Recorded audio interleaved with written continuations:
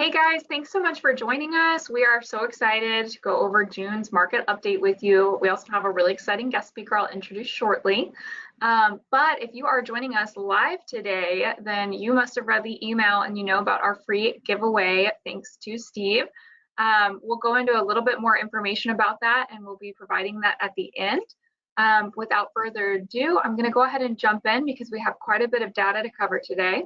Before we get started, as we always do, we do want to cover our disclaimer. And this long paragraph is essentially saying, before you go into any deal, do your own due diligence. The information we're providing you today is not for you to make a snap judgment and go out and buy property. We definitely want you to assess your own deal before moving forward. And we also have licensed or fully licensed loan officers available. So if you have questions on a deal, they are trusted advisors and are happy to help talk to you through the process for your individual needs. So give us a call. Our information will be on the last slide. And Wade, I think that you wanted to go ahead and introduce Steve today. So I'll go ahead and pass the torch over to you. Sure. And I'm going to let Steve talk a little bit about himself too. But Steve has a great reputation, not only in Houston and the rest of Texas, but across the country. Built a very successful property management company, and from what I understand, did very well selling that to another larger entity that I think he'll talk a little bit about in a moment. But we think very highly of Steve and the team that he has built over time, and very excited to have him on today because I think he's going to provide some unique insights, maybe give us a little bit more of a national understanding than some of the other people that have been on, and really looking forward to it. Thanks, guys. Appreciate you having me on. Yeah, I guess my background, my history is probably a little different than most guests. One similarity is probably real estate was not my first passion. Honestly, I never even wanted to be in real estate, be an investor or an influencer. You know, I'm a airline pilot by trade with the hometown airline here in Houston. And you know, 9/11 is what caused me to get into this world of real estate. So like many other people, I had a shift, not that I wanted it, but a shift happened, and it made me realize that the safe, secure job that I thought I had as an airline pilot was really not safe and not secure, because 48 hours after the towers fell after 9/11, I got delivered a furlough notice. So it made me realize that, you know, working my whole life for this job, I was pigeonholed into a specific title. And whether you know it or not, if you don't fly an airplane, you're pretty useless to the rest of society, except flying a metal tube around in the sky. So I started looking at what people do for wealth, and everything kind of tied back to real estate. So I had no other choice, kind of back against the wall scenario, and I just started learning. And I went down that path. You know, I learned how to flip, wholesale, do all these things. I joined, you know, local clubs. I was a member of Lifestyles way back in the day, a lot of other groups and stuff. And I just learned that there's a recipe for being successful, you know, and there's a recipe for failing. And good, bad, or indifferent, I've done both recipes. And I like the successful one better. I'm sure as many people do, but normally you don't find the successful one until you go down the failure ones. And so, as you said, I ended up building a management company. We had about 1,000 properties. We were the fastest growing company in Texas for a while. We ended up exiting, selling that company, and now I'm kind of in the second half of my life, coaching, being an influencer, and just trying to help people understand, why do we do this? Why are we in this crazy world of real estate? And I get a lot of information, bigger pockets. I'm a contributor and other people, so I'm able to bring a lot of information into the industry. So when you're coaching your people, what kind of stuff do you cover typically? That's a good question. So what I've learned in this world, and again, I'm not a real estate, I don't think of myself as a real estate guy. Real estate is a tool, right? It's a vehicle for me. And what I've noticed is a lot of people out there, and when I was learning, this was a problem for me, is there's so many people out there that they teach you how to do things. Like, you know, this is how you flip, this is how you wholesale, this is how you syndicate. But nobody ever says, Jeff, what should you do? Like, what's right for you, for your goals, for your life, for your family, for your legacy? Nobody ever asks the why question. And so what I've learned is, you know, buying a property is 4 walls and a roof. Being wealthy is just, you know, it's decimals and commas in your bank account. None of those are going to ensure that you're actually living the life you want to live, and that you're actually happy, and that you're doing what you want to do. I mean, we all know people that are very wealthy, but they're miserable. And I don't want to be that person. So I've learned to ask more why questions. So I teach from a boots on the ground practical scenario, but I also make sure that I'm doing it for what's right for you, for your goals, for your family, for whatever it is that you want out of your life. So I do more mindset of understanding, why are you even doing this? Like, what do you think you're going to get out of this? And I don't teach you price per square foot, none of that, because that's all irrelevant. To me, that's too much of an operator's perspective and not being the CEO of your own business. And that business happens to be real estate in this conversation.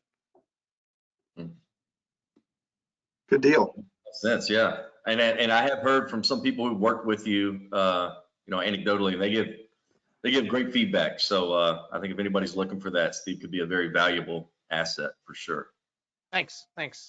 So how would they reach out? I don't know if we're going to cover this at the end. How would they reach out to you and stuff like that? Yeah, they can go to my website, steverozenberg.com. It's ROZENBERG. Steve Rozenberg. They can find me on Instagram.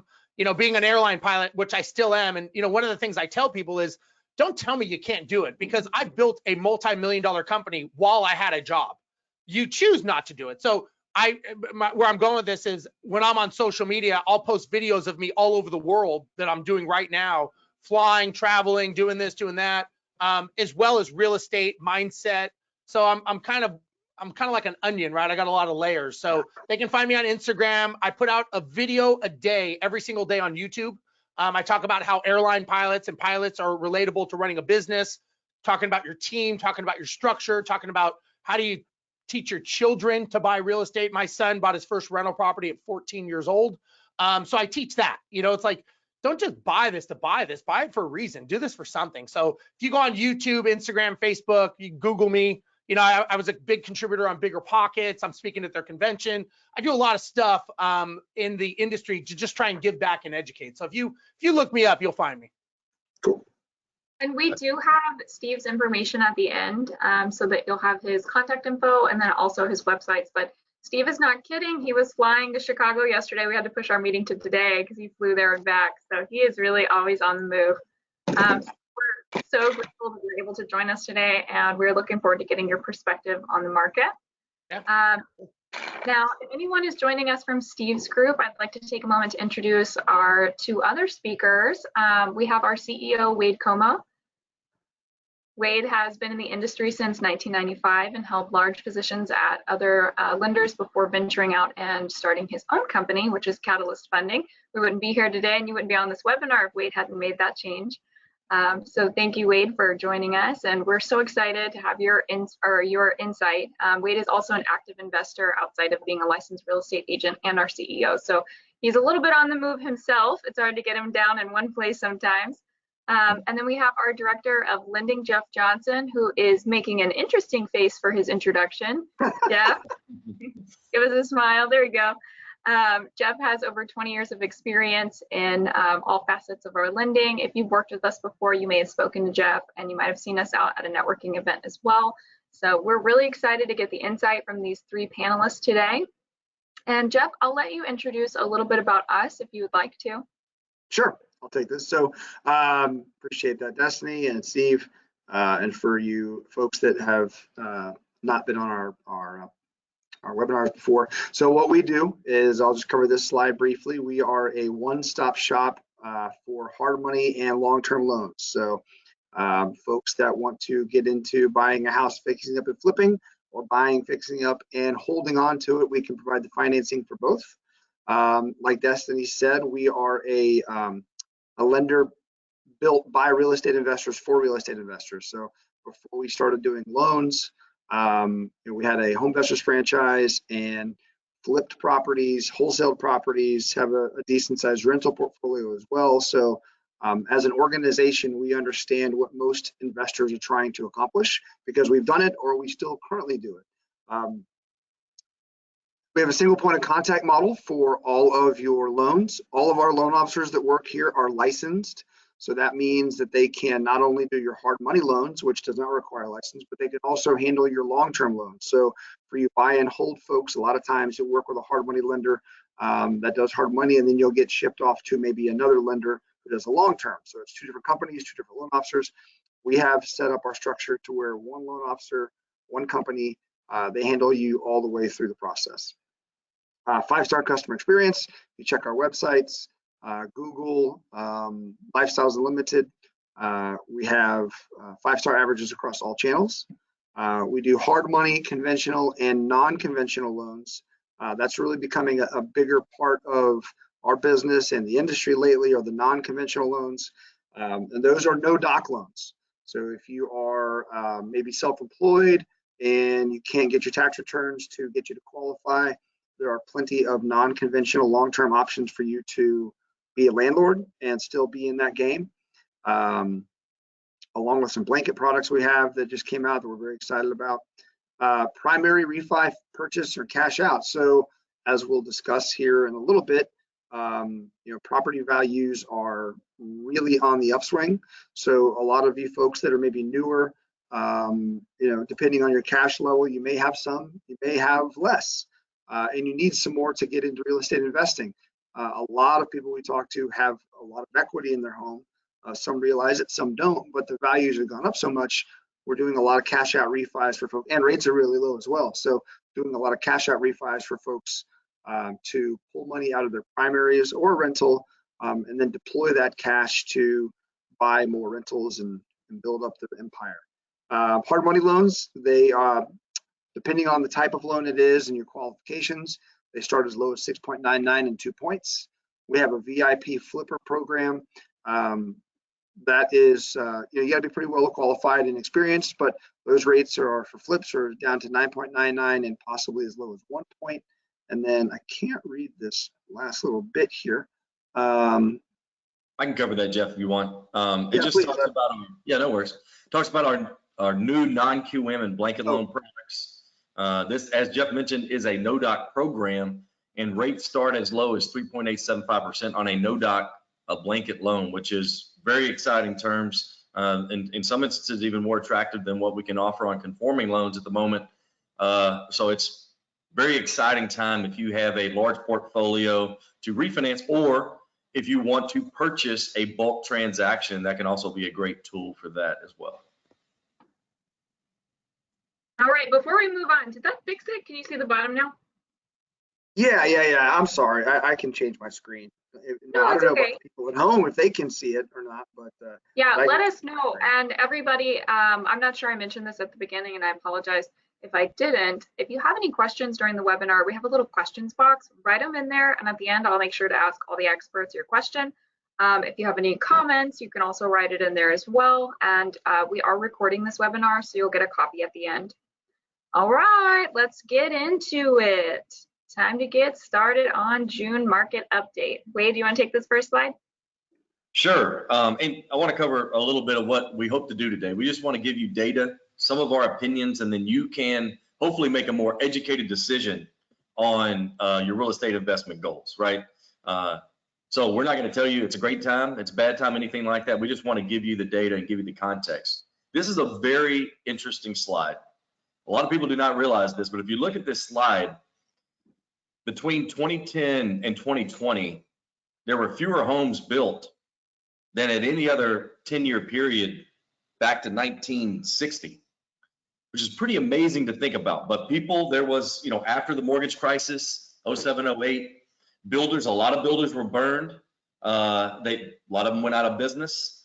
And then people were more apprehensive to start building properties. There's also a lot of states that have very restrictive regulations on building new properties that have also impacted this. But at the end of the day, despite having a significantly larger population, more people who want to own homes, far fewer homes have been built for a very long time. So when we're talking about what the future will look like in the area of real estate investment or owning your own private residence, whatever the case may be, there are a lot of factors that influence where prices will go. And the most common and basic thought in economics is supply and demand, right? And there is a significant lack of supply at the moment, both in Texas and across the country. And there's a variety of reasons for that, but this is arguably one of the biggest. If you look at this chart, 2010, no time when fewer homes were built. And that kind of stayed steady up until maybe that 2013, 2014 period. And then we've never really had that peak. The peak that we have now is probably lower than the peak of any other generation. Now, there's a lot of, we're going to go over this a little bit, a lot of permits, a lot of things coming through to increase, but it's going to be hard to catch up for a while. So we predict that there's still going to be appreciation, maybe not as intense as it's been, but it's logical to think that's going to continue for a while. But I am interested to get Steve's opinion on that as well. Well, yeah, I think that, I'm a big believer in numbers and data, and the numbers and data tell you a story. And if you look at this chart, what the story that this is telling me is real estate goes in cycles. Now we can call it systemic, we can call it pandemic, we can call it whatever we want. But if you look at it, there is a cycle here. There's a trend. And this is something that I think is very relevant, especially for people that have never gone through we'll call it a correction, a crash, or anything in the past. If you look at this information, it's not if it's going to happen, it's just when it's going to happen, because that's the natural progression of anything. It's a pendulum. Pendulums don't just swing one way and they keep going. Pendulums end up swinging back the other way. And I think when you look at this, again, you look at obviously the systemic, the cause of the 2010 was systemic from 2008 and all the stuff that happened then. But again, whatever the reason is, now it doesn't have to be catastrophic for the correction, but there is a correction that will be coming. When, how bad, nobody knows that, right? That's where you start getting into fantasy land and everyone's kind of being the predictor. But when you look at this and knowing, as we know, that, there's a lot of contraction going on from, them not having the lumber supplies to them using resources for the vaccine, which is causing a lot of petroleum-based products, which is causing plumbing and other things to go up. And institutional buyers, there's a lot of other factors that I don't think people realize that is going to cause this to recorrect again. But to me, when you look at this, this is very, very clear and evident that there is a cycle. Now, normally, I've always learned that it goes in 7-year cycles. When you look at this, it may not be 7 years, but it's pretty close. And again, I don't think it's catastrophic, but I think it shows that you can almost predict when something's going to happen at the speed that it's inclining to the relative. If you look at all these, none of them really stay up there for a long time. All of these peak and then they come back down. So there's no plateaus. They're highs and then they're dropping again, which to me is evident that we're probably getting close to another one. That again, that's just my opinion. I could be completely wrong, but that's what I'm seeing. I think it's interesting if you look at the shade. So the shaded areas represent like recessions, right? And I think it's interesting that almost in front of every recession, like the one in 2008, obviously the one in the 90, like you see a significant decline in the builds right before the recession. So it's almost like the new builders, they have they kind of see it coming before it hits the recession. So it's a good way to kind of trend. Hey, if the builders slow down, think that might be a sign of bad things to come. Yeah, I think that, especially if we were to talk about, Houston, Texas, or Texas in general, even the US, right? There's, the real estate economy it's a macro, right?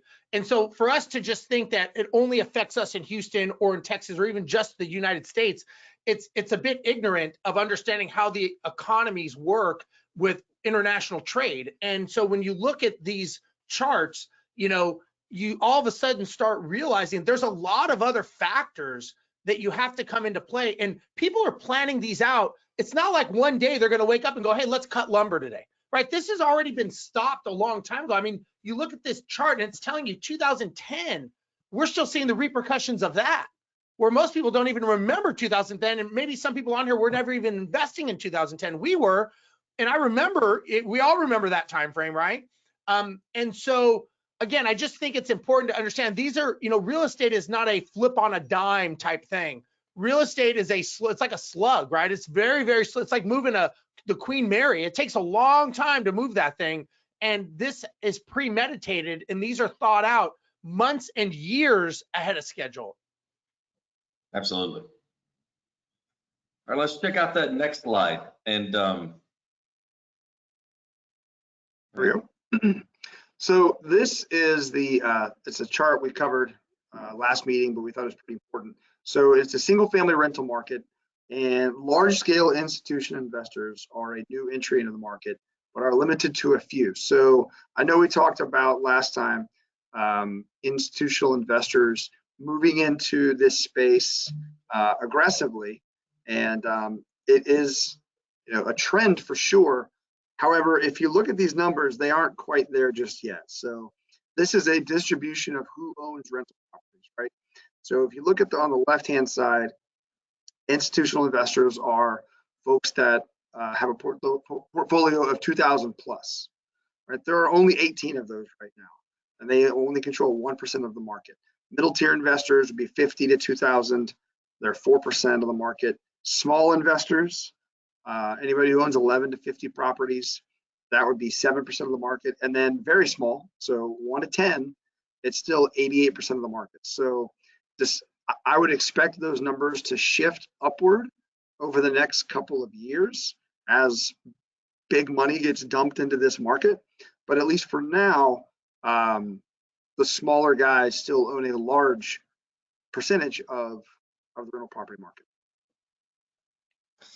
Yeah, we attended 2 industry conferences recently, and a wide variety of people in the hedge fund private equity spaces were telling us that the most desirable asset class at this time on Wall Street is single family properties, 1 to 4s. Like, that is both in the loan category, which we've seen much more attractive pricing in that space, and then also in the investment space. I'm gonna let Steve talk about a group that he works with that is really moving into that space, but those large institutional investors see single family as a great opportunity, and candidly, they're changing some of the dynamics by overpaying a bit at times. The good news for the small investor, in my opinion, is that they can't grab everything, right? It's not possible for them to grab everything because it's an inefficient market. So there's still a place for the small time investor, but you have to understand that they are impacting the market, and that you have to have strategies to outdo them, because they're a real challenge at the moment because of the prices at which they're willing to pay. It just is what it is. What do you think about that, Steve? Well, we were talking a little bit before we started, so the company that purchased my property management company here in Houston is a venture capital backed company in Silicon Valley. And they manage right now about 8,000 properties nationally. They were just in the news about maybe 3 weeks ago that they just got, they didn't call it a funding, but they called it a raise. I forget what the term was. But they got $40 million from Invesco. Invesco is basically a hedge fund, the largest in the world, from what I'm told. And their goal is to buy $5 billion worth of single family properties, which equals about 20,000 properties. Now, what's interesting about this story is the 2 gentlemen that started the company that purchased mine, they actually did this already. They were the first single family REIT, and they bought 17,000 homes that they owned themselves through a REIT, and they ended up selling it to a company they were called Waypoint. They sold it to a company called Invitation Homes and went public. Okay, so these guys have done this before. This is not this is a standard playbook for them. What's interesting, though, from what I've learned, is I think to think that they're not entering this market is a mistake, and to think that it won't affect the very small investor is a bigger mistake. And the reason I say that is, and again, I'm definitely not an expert in this field. I don't claim to be. I can just tell you what I was told, is that there's so much money that has basically been printed, and that these hedge funds have, they just need to place it. They don't even care if it's making money or not. They need to place this money, and they're basically tapped out in the stock market. So that's why they're going into real estate, because they see the potential to let it sit in this real estate world, in these subdivisions that are being built to rent. And they're seeing that they can place this money, because it's like they have wheelbarrows of money and they don't know what to do with it. So they really don't care about the price point, the return. They just need to place billions of dollars to figure out what they're going to do with it. So because of that, they're going in and they're buying subdivisions. I know here in Houston, the company that purchased ours, we're looking at large subdivisions that are just investors. So these are institutional buyers that are saying, we'll buy these tract of 500 homes. So it's not just a few that people think. And this is happening all over the country. I was on a board with Think Realty, and it was all build to rent people.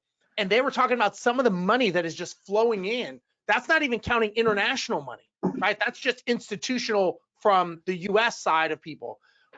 What's interesting is what I learned about this is that when you look at a property, what they're looking at is the layers of information that they can extract from that to further make more money. Okay, so they told me that they counted 19 layers of informational data that they can extract from a property, whether it's a roof, whether it's an air conditioning system, whether it's an insurance company.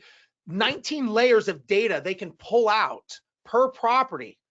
And they can sell that information, right? So it goes much further than my brain can comprehend, but it's interesting to understand that they're not looking at this the way you and I are. But the challenge with all this is they don't care what they pay. They may see a house worth 150 and say, we'll pay 300, but we want the whole block. How do you compete with that, right? They don't even care if they lose money per rent because they've got wheelbarrows of it that they just need to place it. So it's a very interesting dynamic that's coming in. And I think, believe it or not, I think it's going to be one of the biggest factors that affects pricing and affordability within the next 5 years. And it is going to change the face of real estate, just like Zillow's coming in. I think they're turning their eyes on this because they just need to put their money somewhere, and it's going to just blow up, not for the good of us, to be honest, but I think you're going to see a huge shift going on that's going to become institutionalized. Yes, I tend to agree. They are going to be a huge competitor, and you definitely have to have a strategy in which you can either, there's a lot of different ways to do it, but you could be a supporter of that. Maybe you could wholesale some to make money to buy more properties, and then I still think there's going to be opportunities for you to buy directly in a lot of different ways because they can't be as efficient, right? They want to buy whole neighborhoods. If you're willing to do some of the heavy lifting of remodeling properties, which a lot of our customers do, I think the majority of them do not want to be in that game. We work with a hedge fund out of California where they're even trying to more fractionalize investments, right? And they want as-is properties. And like you said, they're willing to overpay for those rent-ready properties that even have tenants in them, which is not typically what most mom-and-pop real estate investors want to do. They want to get that equity capture. They're willing to put a little sweat equity into it, supervise a project. Yeah, it's going to be, but to your point, you must be aware, or you could definitely be at a competitive disadvantage because it's coming without question. Great, this next slide. Hot housing market fuels a rise in homeowners' equity. And the reason we're talking about this is some people say, is it the right time to invest? I want to wait until the market turns. But if you have all this institutional money, we continue to print money. There's pending inflation, which causes people to move to hard assets. And there are some other factors, which we're going to cover here, that may not indicate the value is going to turn around anytime soon or go down anytime soon. Timing the market can be a difficult thing, and price is going to continue to increase for the foreseeable future. So I want to cover some data here. On average, homes with a mortgage gained $26,300 in equity in the last 3 months of 2020, right? Highest average since 2013. CoreLogic also said that mortgages account for about 62% of all properties. Taken together, the home equity in those properties surged more than $1.5 trillion, with an increase of 16.2% last year. In the fourth quarter, 410,000 U.S. residential properties were underwater on their mortgage, according to CoreLogic. That's a 21% decline from the same period in 2019, when 1.9 million homes, or 3.6% of all properties with a mortgage, were in negative equity.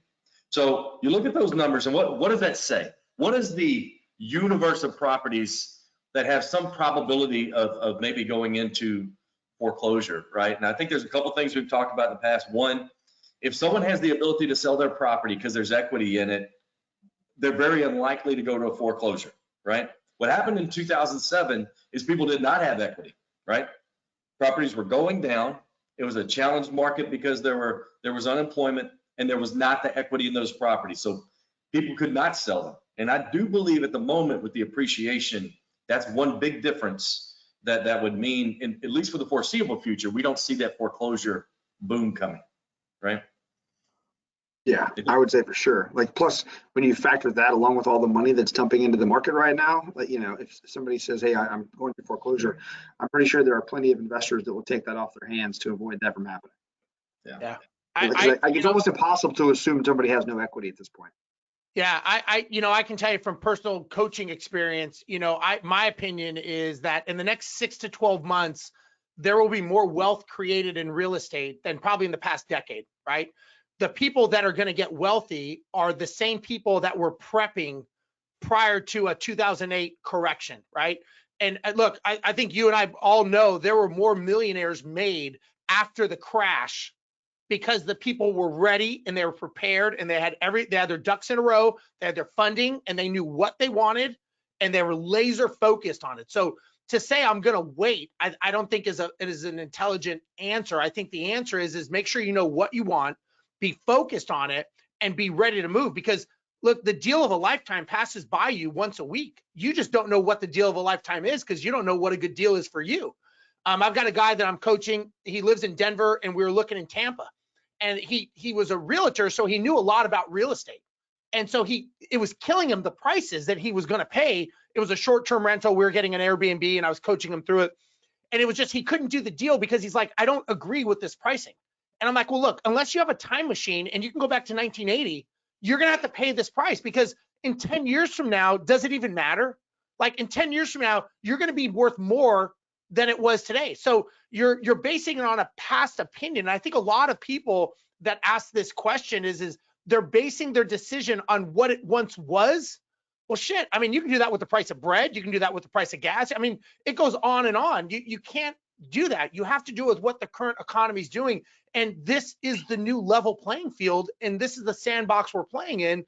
And you cannot change shit. I grew up in LA. I wish I could go buy 10 properties growing up in Los Angeles when I was a kid, but those prices don't exist anymore. So do I hold my breath and wait and go, I'm just going to wait until it corrects?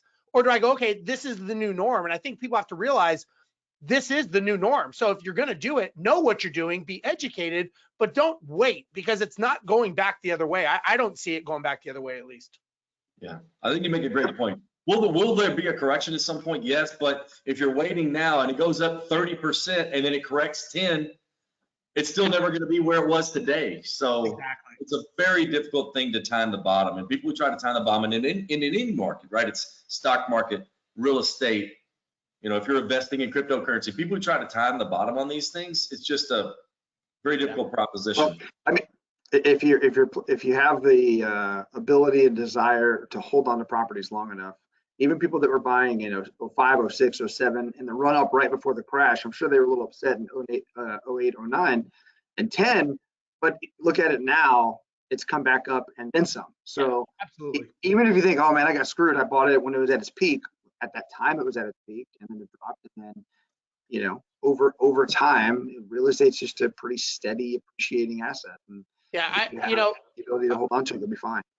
I always tell people ego and pride has a way of making you go broke, right? You don't want to think you're getting taken advantage of, so you do nothing because you don't want to think that you got ripped off. But if you put that aside and you look at the numbers, data and the numbers of the business that you're running, the numbers logically, either they make sense or they don't. But I mean, in probably the last 60 days, I've helped at least 15 people close deals all over the country, from Tampa to Atlanta to Houston to Dallas. All these places, people are saying you can't find deals. I'm like, that's wrong. You're wrong. Your lens is going through ego and pride, not through numbers and data, in my opinion, because the deals are there. Look, they're making cash flow, they're making money, they're getting appreciation. So what is it that they're not doing correctly? They're not sitting on the sidelines waiting for the world to end, is what they're not waiting for. Absolutely. So this is a slide we covered, and it's a rule change that we thought was relevant. So basically what it is that Fannie Mae changed their rules to where they're going to have a 7% limit on acquisition of single family mortgage loans secured by a second home or investment properties. The previous limit was 17%. The policy is taking effect for loans submitted to Fannie's loan delivery service as of April 1, and for loans delivered in MBS pools with issue dates. So basically what this means is that Fannie, if you are a lender and your portfolio of loans you're delivering was greater than 17%, I'm sorry, it was 17%. If it's greater than 7% now, then they are not buying them. So what this is doing is it's putting a squeeze on pricing a little bit when it comes to conventional loans. And I think that private money is going to step into this space because the reality is that the loans themselves, non-owner occupied investment loans, or whatever you want to call them, like they perform, I believe, at a higher level sometimes than owner occupied properties. So the loans themselves are valuable. They have good paying tenants, good paying owners, landlords. Most people, if they get to the point where they're landlords, they are responsible individuals. They've got to that point that buy rental properties. They have great credit. So a non-owner occupied loan it's got a higher yield and it pays more. So I think, despite Fannie's desire to squeeze that out of their portfolio, I think private money is going to step in and kind of fill that gap. Yeah, it will continue. It already has at a very, very large margin. In fact, there's the gap between pricing that was always there on non-conforming and conforming loans has really shrunk. And to Jeff's point, definitively non-owner occupied over the past several years has outperformed the owner occupied portfolio. But I think, and there's some reason behind that. I think the government may want to encourage home ownership, which is a very laudable goal. That's great. But I do think that other people are going to move in to take advantage of that because this is such a desirable asset class. So people can't buy them. It's a lot easier to provide loans, honestly, and they're going to do both, but they want to be in this single family space. Wall Street wants to be in this space. We're going to continue to see better and more unique products that come about. And, we've got some great products. If you're interested in anything that does not require tax returns, the rates are the best we've ever seen. The terms are the best we've ever seen. 30-year fixed, no doc loans at, on a blanket loan, 4%. That's pretty unheard of. So anyway, let's move over to this next slide. And, this is also talking about, so you got assets that are going to continue to go up in value, and we have historically low rates, right? So the question is, delaying investing, that's something you really have to consider, because if rates go up and prices go up, cash flows, unless rents go up, are not going to be as attractive as they are today. So timing it, another reason why that can be problematic is that rates, we do think they're going to go up because a lot of things are happening. We've injected more money into the system at an unprecedented rate. And then we are also, if you look at this trend here, this is the first time the Federal Market Committee has said that they anticipate future rate increases because they know the impact that normally has. They do not like to say that unless they have to. But the feeling is that, there's a lot of inflationary data out there. And so this is the first time they announced that. They're not saying that they're going to raise rates immediately. I think the large majority said 2023. 5 members said that they see it maybe staying pat through 2023. 7 of the 18 members said that they see the rates increasing as early as 2022. And they are always very cautious in that communication. But it is interesting. This is the first time since the pandemic that they have talked about interest rate increases at all, right? So it is a telling sign. So what we're telling people is, if you want to get these great rates, we encourage you to move because you do not know where they'll be going forward, but we would anticipate rates increasing.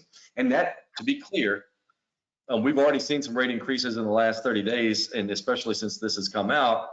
And you do not have to wait on the Fed to increase rates. They are not directly correlated to mortgage rates. They're a factor, but they're not directly correlated. And sometimes mortgage rates may move in anticipation of that as well. Yeah, I mean, if you pay attention, you see inflation is on the rise massively, and what is one of the tools to slow that down is raising interest rates. So logic would dictate, with all the money, like Steve said, with all the money pumped into the economy, it's going to overheat a little bit, and this is one way to kind of slow that down. So this is just kind of an example. We always try to put this out there for folks as for perspective. A lot of times, you'll have conversation with customers that get upset about maybe rates being a quarter point higher, they missed out on this or that.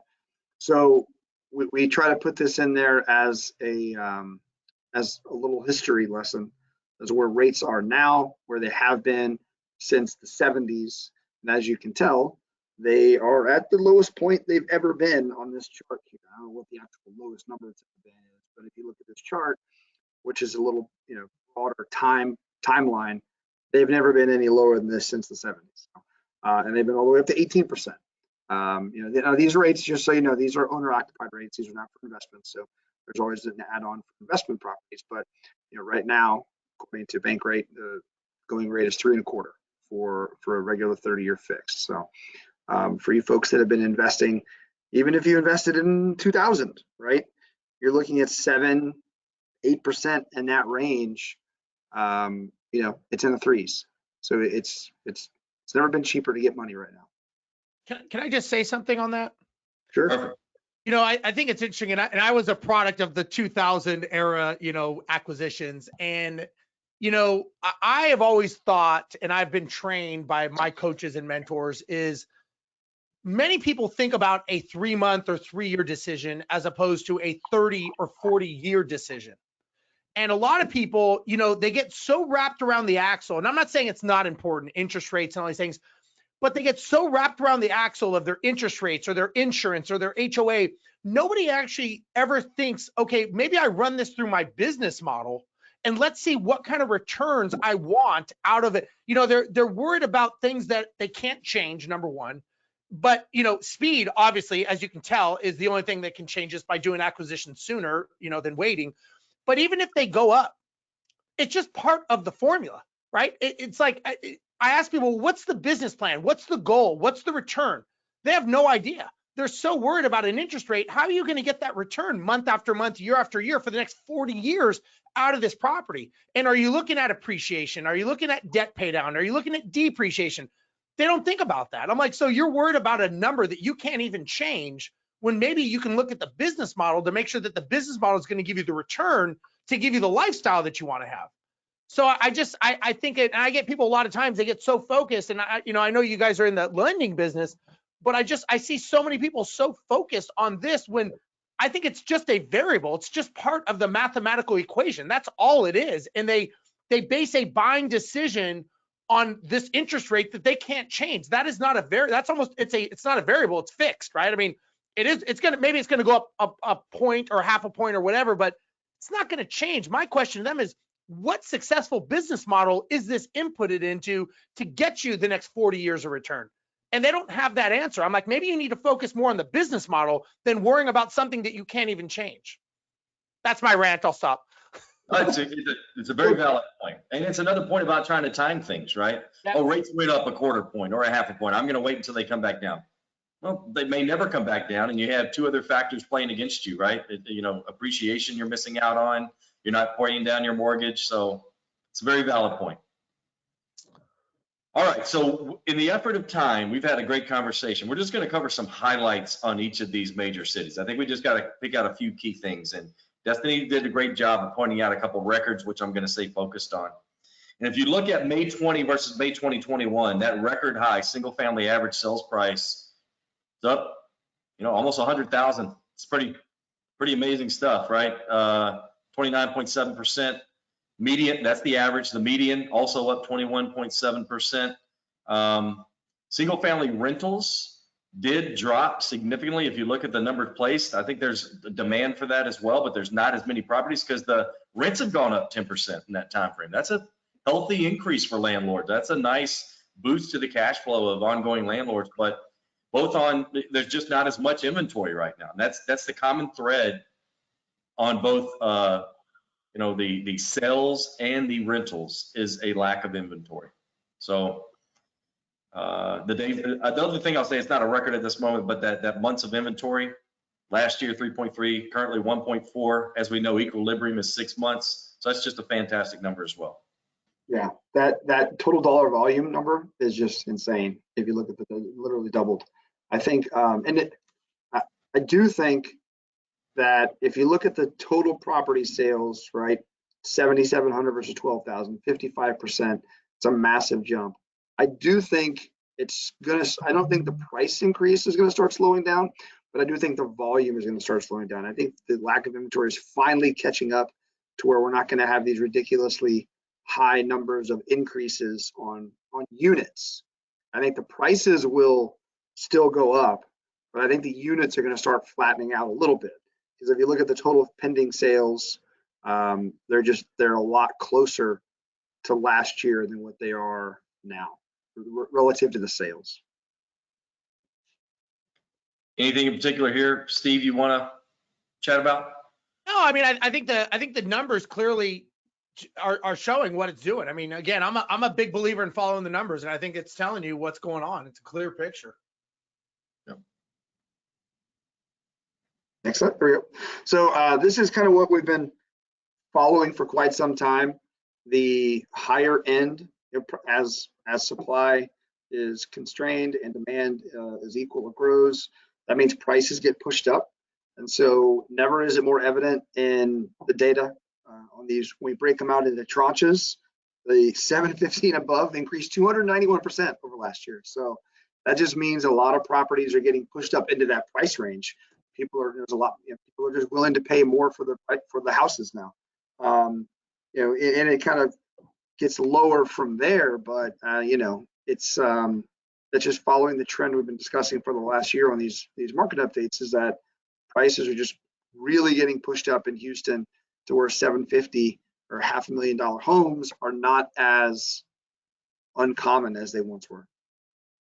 And it's impossible to find houses in that 99 that those numbers are, I don't know what the volume is, but I got to believe it's on the really low end of the spectrum there.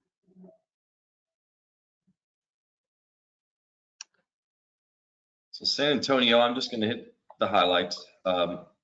If you look here, comparable story to Houston, but a couple things that are a little bit different. Definitely the number of sales up significantly year over year, 27%, 23%, not quite as big of an increase there. Price per square foot up 21%.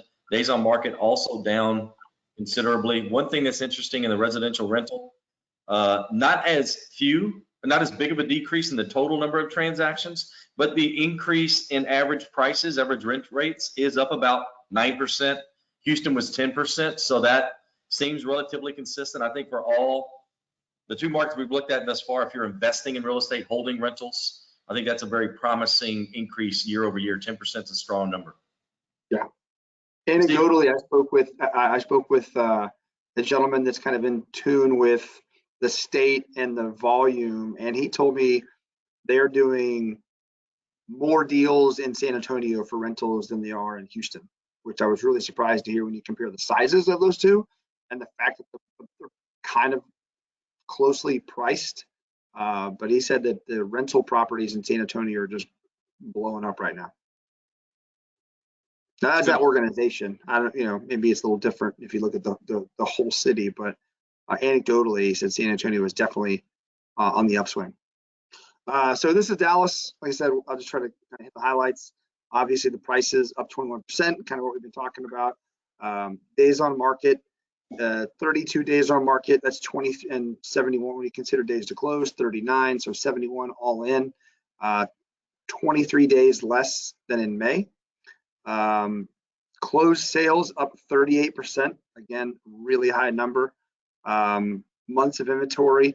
When you look at year over year numbers, it was 3.1 last year. It's all the way down to 1.3. And then that active listings number, that's a big drop, 50%. So, like I said, I think the volume of transactions are going to start slowing down. I don't think the prices are going to stop slowing down.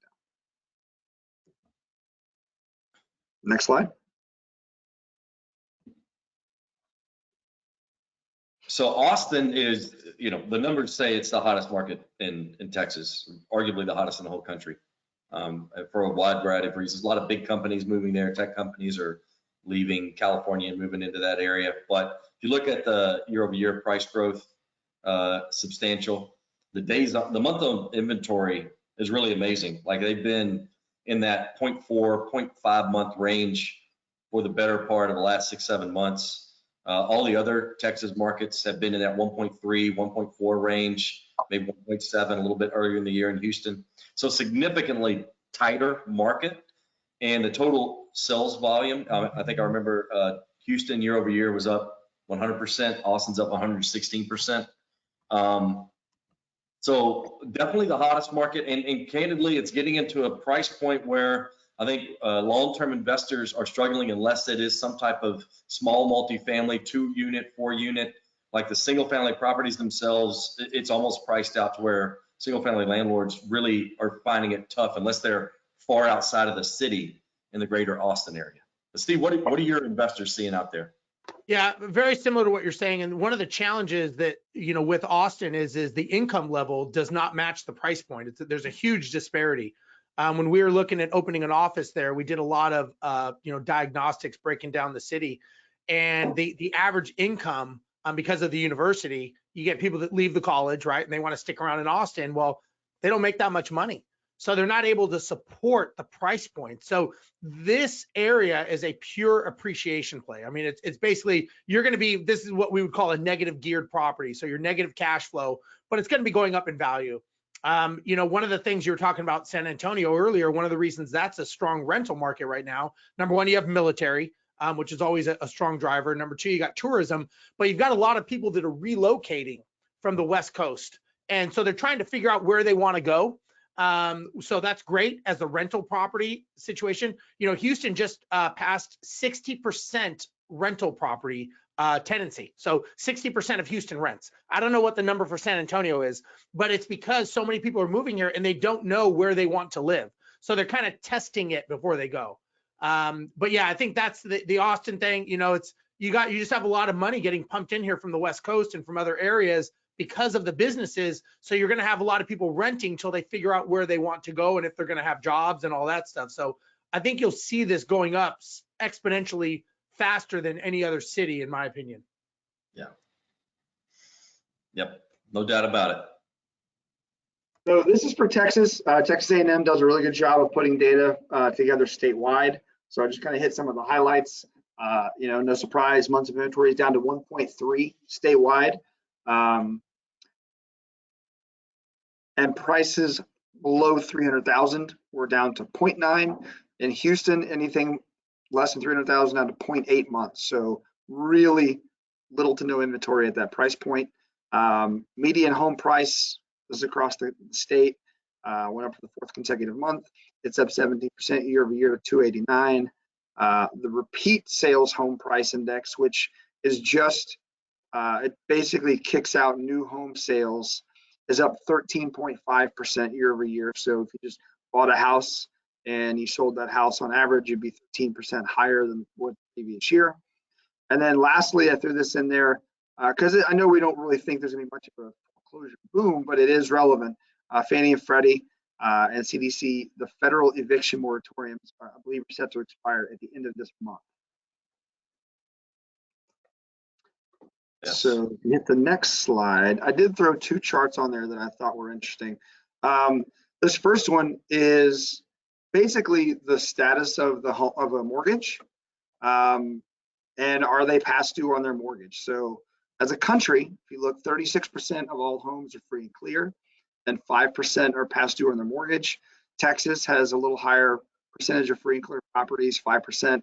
I thought it was interesting, this disparity between Houston and Dallas. So Dallas, only 34% are free and clear and 7% are past due, which is a much higher number when compared to Houston, 44% free and clear and 3% past due. So I don't know, Steve, I know you said you mentioned Dallas. I don't know if you guys have any opinions on what would cause that disparity between Houston and Dallas, but that is significant in my opinion. It's 2x plus more delinquent borrowers in Dallas than there are here in Houston. Well, I think there's several things. I think, as much as we don't like to talk about it, the political climate of the different cities definitely has a factor.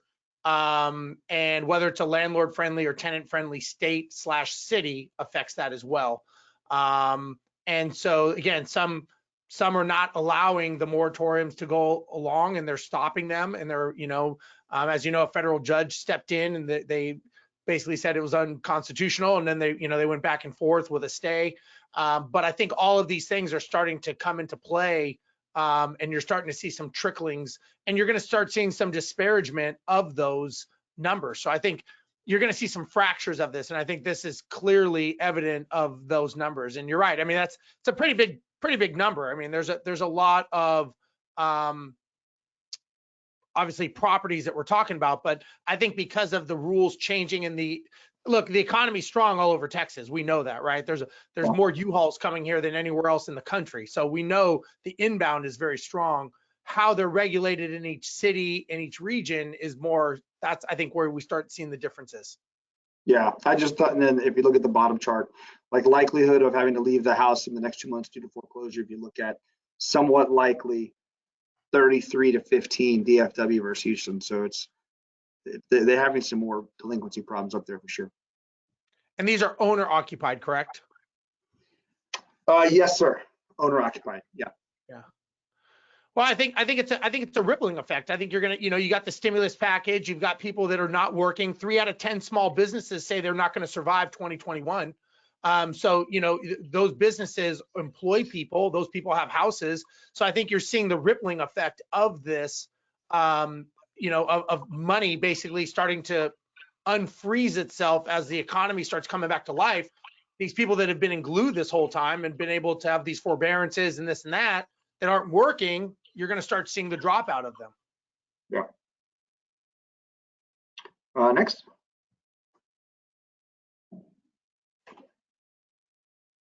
There we go.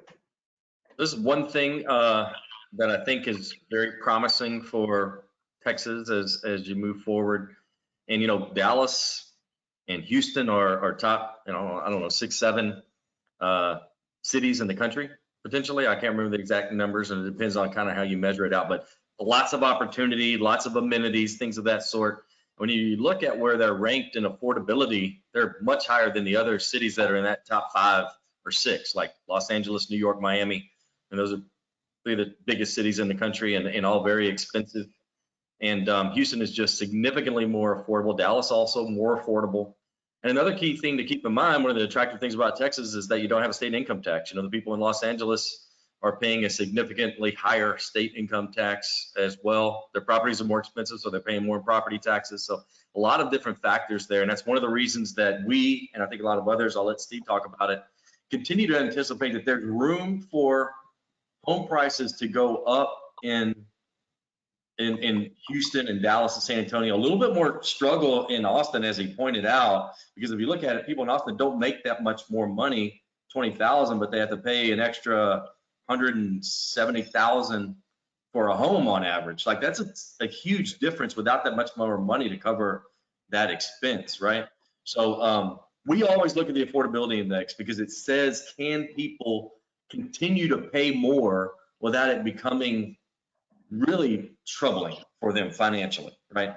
And if you look at the top cities up there, 85%, like it's almost incomprehensible. Like, how do they manage that? Like, that's not a manageable number. And so that's why so many people are having to rent or live far and have these massive commutes, and the quality of life is just not there. So I think we're going to continue to see the migration because of that into Texas. Yeah, I think what you're going to see, and for me speaking around the country and other stuff and seeing these cities, is you're definitely seeing a migration down to the Sun Belt areas. So anywhere that's kind of southernly, you're seeing a lot of people migrating down there, and then you can look at these, these spot areas. But if you look at most of these, I haven't looked at this chart too clearly, but I'm guessing a lot of them are in the Sun Belt area as far as affordability. Yes. And people are migrating out of other areas. And now you've got these, they call them Zoom towns, where people are realizing that, okay, they can operate their business without the brick and mortar. Google, all these places are saying, okay, maybe we don't need this brick and mortar up in, Silicon Valley, paying all this money. You can live wherever, but we're going to pay you where you live. So that's the caveat with all that. So I definitely think this is going to be a very large restructuring. I mean, I know some people that are in the San Francisco market in the city, and prices are hurting. You're seeing a lot of people that they're not paying $3,000 a month for a studio because they don't need to live in the city anymore. So they can go back to Tulsa, Oklahoma, where they're from, and still work and make the same amount of money. Now I think it'll change, but so I think you're seeing a change in demographics. You're seeing secondary and tertiary cities. Boise, Idaho blew up, but now Coeur d'Alene is one of the fastest growing cities in the country, right? So Coeur d'Alene was such a small, tertiary city that now you're seeing that one going. So people are going back and regrouping where they grew up or affordable areas. So I think you're going to see it. I think you're going to see it even out just a bit. Yeah, I think we talked about Texas and how affordable it is, because that A&M report said I think Texas was up 17% year over year on prices, which is that's big, right? We talk about that's a big number, the Wall Street Journal just had a report that said nationally the median price was up 24%. So as great as things are in Texas with real estate investment and property values, it's lagging the average of the country, right? So it's getting, despite the rise in our prices, Texas is, as a relative measure, getting more affordable than the rest of the country. Right. So we are up against 1 o'clock. So we're going to cover a few more slides if you're okay with that, Steve. But anybody who does need to check out because you're on a short-term lunch break, please do so. If you want to submit any questions that you might have, we'll answer them, and you can maybe pop back in and watch the recorded video because Destiny will send it out to you. But we are at 1 o'clock. We're going to cover a few more slides and a few questions. Is that okay? Yeah, with you? this one I'll cover this one briefly. It's very similar to what we talked about. It covers new construction. The blue line is what's going on in Texas right now. The red line is what's going on in the country right now. And then the green line is kind of a forward indicator as to what is going to happen. And I just think this chart's interesting because if you look at the tail end, that green line is just going straight up. So I think the home builders are doing what they can to catch up. I think there's going to be a lot of inventory coming on the market. I mean, why wouldn't it? There's such low amount of available homes. It's just like shooting fish in a barrel if they start building them. So I do think we're going to get maybe a little price relief eventually once these homes start hitting the market. But the problem is, if you look down on the left, I kind of wrote some notes. It's getting more because of inflation, the supply. It's getting more expensive to build a home. So even though the price pressure is at the low end, and you would think you'd be able to sell a lot of homes, they can't afford to build cheap anymore because of the supplies cost. So I do think while the new construction will help, don't expect a lot of cheap homes. They're going to be higher end homes coming on the market.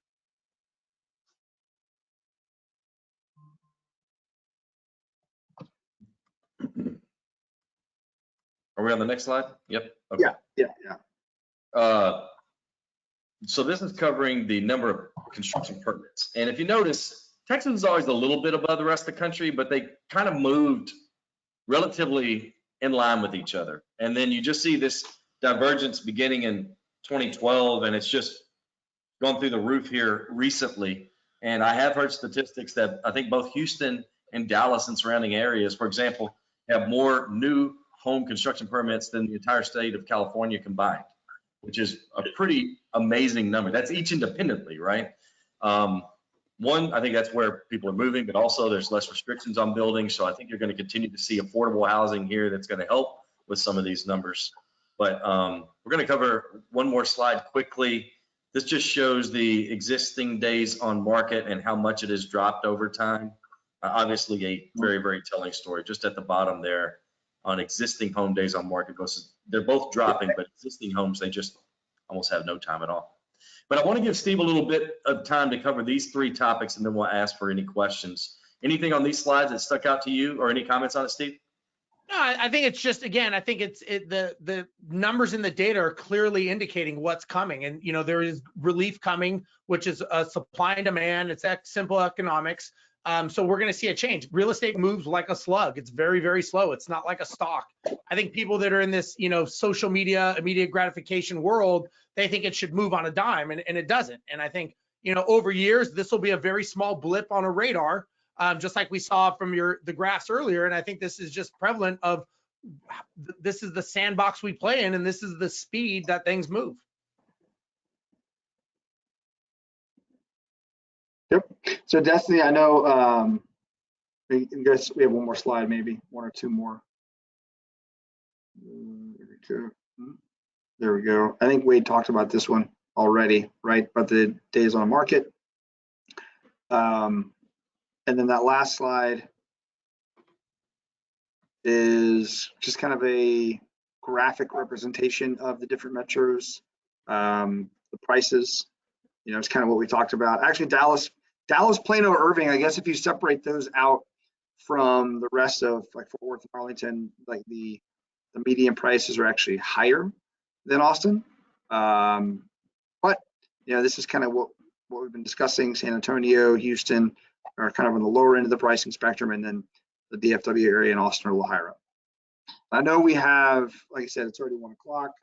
We have a giveaway and we have some questions. So unless anybody else has anything they wanted to hit, I think we should move on to that. Yeah. Yes. Yeah, we got some exciting stuff. Jeff, I want to make one comment. You said this is a graphic representation and it's a graph, and I just thought that was so punny. All right, no one else thought it was funny, but I did. So Steve, thanks so much for joining us. Anyone that has, Is that the Department of Redundancy? I don't know. I thought it was a fun pun. But thank you so much for joining us, Steve. As we mentioned at the beginning, Steve's information is right here. So if you guys do want to reach out to him, we'd love to have you on there. We're actually going to do 2 giveaways. Wow, a surprise giveaway. Steve had mentioned to me in our call this morning that he is open to opening up an opportunity for you to do a 30-minute free consultation with him. Now, there is a small contingency on this one. If you get pre-approved with us, if you're not already pre-approved, if you can go fill out that pre-approval in the next 24 to 48 hours, we will schedule you a free consultation with Steve, and that is huge savings because he actually is he costs a pretty penny to have a sit down with. Yeah. So his I call it expertise is very investing a pretty valuable. penny, but that's okay. That's true. That's true. It's value content for your money. And this is an opportunity for you to have that one-on-one. So we're going to do 2 giveaways, and then the other giveaway, Steve, do you want to tell us a little bit about that and what it does for you? Yeah. So we're talking the calculator. Yeah. Yeah. So it's basically a cash flow calculator that I use, and it's something that I use when I'm assessing deals, and it'll give you, it's something that I created along with some Bigger Pockets people, and it's something that's, look, when you're analyzing and assessing deals, there's certain information and certain numbers you need to know. There's other information and other numbers that are not relevant to you, but I still think you need to know all the information: cash on cash return, ROI. So again, you plug this information in. It's a very simple calculator that I sell on my website, but I'm giving it away free for everyone here. Just something to help you use the numbers, because I think that, again, as you can tell, I'm a big believer in understanding the numbers and the data and making sure that those numbers and data align with what you want. And it's not opinion, it's not gut feelings, it's not emotions, it's numbers and data. And I know this because I bought many properties the wrong way on emotions, gut feelings, and I realized that that is not the way to be successful. So I'm pretty adamant that anybody I work with or help or coach, they have to understand numbers, because if they don't understand numbers, then they need to get out of the real estate business, because real estate is not feelings, it's not emotions, it's not anything except the data. So again, it's my gift for people. They can use this calculator. It's very simple, very intuitive. But again, it's just a gift to help you maybe make some smarter decisions in the future. Awesome. All right. So Great. I used the random name generator, and at the start of the webinar, I went ahead and copied everybody that was on here. And because again, you had to join us live to win. And our winner today is David Hanna. Woo! All right, David. Well, I wish I had some music or something more exciting than that. But David, I have your email information, so I will go ahead and connect you with Steve, and then we can go from there so that you can have that free link and you get the opportunity to use that amazing tool. Without further ado, if you guys have to hop off, make sure you add us on social media. Check out Steve's social media. Like he said, he's very active. YouTube once a day. They are active. His assistant is amazing. She responds like that. So definitely a great group to be involved with, and we'll go ahead and answer some questions. Hey, Destiny, Yeah. I was actually giving that calculator to everybody, not just one You want person. to give it to everyone? Yeah, David, I was going to give it. You're still a winner. Yeah, David's the winner, along with everyone else. But yeah, I mean, if you guys, I'll let you decide, Destiny, but I was just giving it as a gift to everybody because they're here and they're investing in themselves. So I just think if I can help a little bit, give back, it's just a gift for everyone that attended. Okay, everyone's a winner. David, you got a special shout out today. So you're also going to receive the calculator. That's exciting. Thank you so much for your generosity. We're really happy to have that free gift for all of our attendees. So I will go ahead and start asking questions. 2 did hop off that asked a question, so we'll ask those last. We'll go ahead and do those that are hanging on still. So our first question is, what is the prepayment penalty for your rental portfolio? can I have multiple LLCs in one? And can I sell one of the properties during the loan period? So those are quite a few questions, and may have to direct you to our loan officer for that. But guys, if you want to do, maybe just give a little bit more insight, because I do have a few more questions on those products. So I think it's important that we ask one question at a time, because I can't keep them all in my head. So let's ask the first one. What is the prepayment penalty for your rental portfolio loan? Okay, so there are a variety of options, but they typically go like a 5, 4, 3, 2, 1 type prepayment. In year 5, it would only be a 1-point prepay. In year 1, it would be a 5-point prepay. But you can, for an increase in rate, potentially have a lower prepayment period. But for those best terms that we were talking about, you know, the really attractive blanket loan terms, the prepayment penalty is longer because the terms are just so attractive. The rates are so attractive. What was the second one? Okay, great. Can I have multiple LLCs in one? The ownership structure of the blanket loan would need, or any individual loan, I'm pretty confident would need to be one LLC. Now you can have multiple owners in that LLC, of course. It could be a wide variety of ownership structures, but it would need to be one LLC, unless I'm missing something there, Jeff. I don't.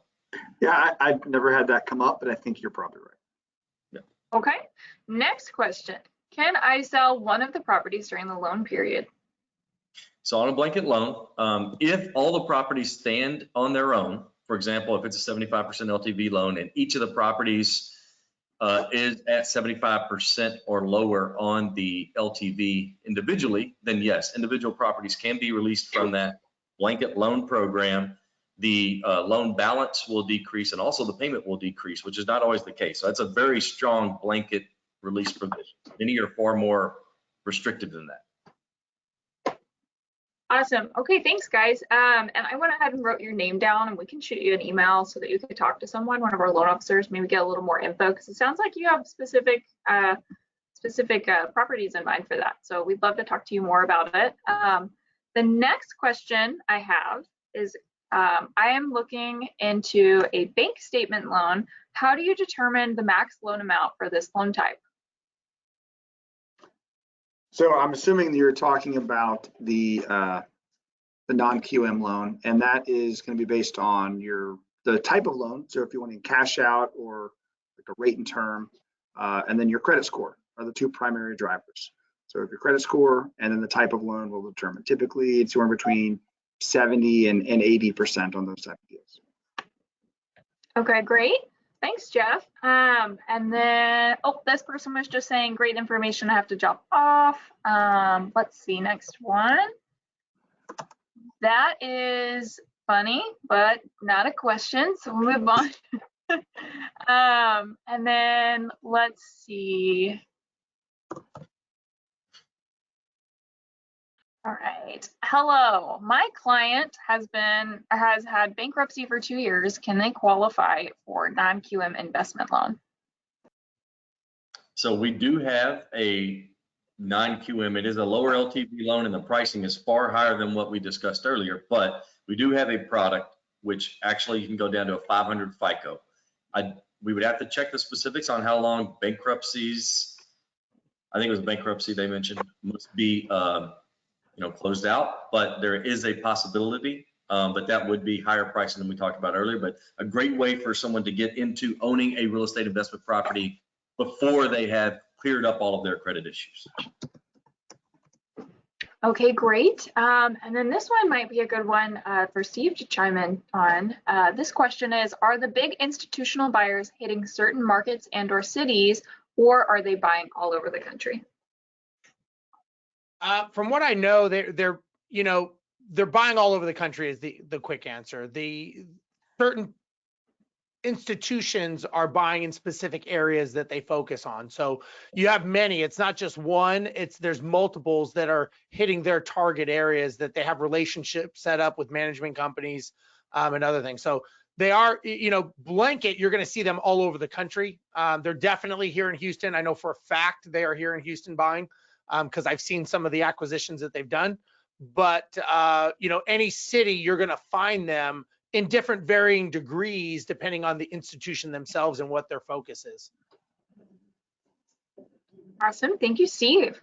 I hope that answered your question, Rick. And if you have further questions, feel free to reach out to Steve here. You can find his info. And then the next question is, I'm not certain I'm getting the question right, but I'll do my best to read it out. How can one get a loan who has only cash for one house, but wants two, but does not have cash for two? So I think they're asking for a strategy to buy two properties when they only have the funds for one. So typically what we would advise is that your first investment be a flip, and then you can double that money or more, and you can potentially do two deals. That's one strategy that we see a lot of people employ.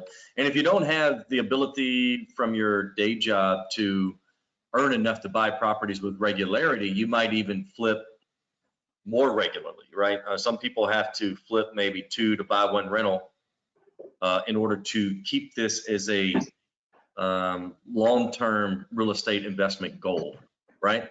I don't know if you have any other strategies, Steve, that you coach some of your people, but that's one that we've used. Yeah, I think I would step back and go a little bit more upstream. I'd ask them basically, what's the goal? Like, what do they want out of this? What does two properties give them? Where are you going to the final destination? Because they may think they want two properties or three properties, but that's probably not the properties. It's what those properties are going to give them. And so going back to the actual financials of how you could do it, I mean, I coach people on getting private money. A lot of people are very scared with private money because they don't understand that it's you're not asking someone a favor, you're actually doing a transaction and with them. I will tell you, as you guys all, as we know, the conventional lending world has done an amazing job of marketing. And they've done such a good job that everybody thinks the only way that you can get money is from a conventional lender like Chase or an A-paper lender. And that's not true. There's so many, I could borrow money from you and that's other people's money, right? And people don't understand that that's even, they know it's possible, but they don't think you can do it, right? They think to get a loan, you got to get 20, 25% down. That's the standard. And that's the only way you can do it. But we all know that there's 100 ways to get money and to finance deals through JV partnerships. I construct a lot of different deals for different people, but that's based on their goals and based on the strategy. So before anybody buys a house, I tell them, before you do anything, let's figure out where you're going. What is your Disneyland? Let's map out the strategy. And then let's figure out, because getting the deals is easy. Getting the wrong deal, that's the problem, because it's 3 to 4 times more energy and stress to unwind a bad deal than to just wait, build the strategy and buy the right one. So there's an answer to that, but I'd have to know more information as to why they're doing this and where they want to go. Great point. Awesome. Okay, so that means if you're not pre-approved with us and you want a free consultation with Steve, go ahead and get that pre-approval letter, and then you'll get that free consultation. You can find your Disneyland, as Steve said. There you go. One last question, and we will have to cut it because Wade is actually a featured speaker on another webinar in 15 minutes. So we're just having a fun day. So this last question is, how long, this is probably good for Jeff, how long do I have to wait to do a cash out refi? So if somebody, I'm assuming what you're asking is, if you buy a house cash, how long do you have to wait to pull that cash out? And the answer is 6 months. So if you, Okay. you could do it, you could do a cash out before that, but you're only going to be able to get your cash plus closing costs. If you wanted to get the maximum amount based on the appraised value, you'd have to wait at least 6 months. Awesome, thank you, Jeff. And someone else asked, when will you, or how will you receive the calendar? Wait a second, I'm out. Sorry, thanks for hanging on. So someone asked, how will they receive the calculator? We send emails to everybody that joined the webinar and those that didn't the following day. So because you joined today and Steve is so generous, you will all receive a link, right, Steve? It's a link where you'll be able to utilize that tool for free. Is that correct? Yeah, well, what they'll do is the way that I normally do it, I don't want to get in trouble by my assistant because I don't know what she already set up, but normally you go to my website and you'll get a free link when you check out that you can download it for free once you just get it from my website. So that's how we normally do it. I don't know if she set up anything different, but I'm guessing probably what she did. I will check with Danielle and find out, but regardless, you guys will get an email tomorrow. That's how you'll receive it, and I'll have instructions if there's anything extra that you have to do. But Steve, thank you so much for joining us. I have a bunch of comments in here just saying, thanks, Steve. Thanks, Jeff and Wade. Thanks, Steve. And so definitely got some good feedback. We're glad to have you on today. Nice. Thank you. I appreciate you guys having me. Hopefully I was able to, give some good knowledge and information and just, help people think a little differently. Absolutely. Appreciate it, Steve. Thank you guys. Appreciate it. All right. All right. Everyone have a wonderful day. We'll talk to you next month. Bye-bye.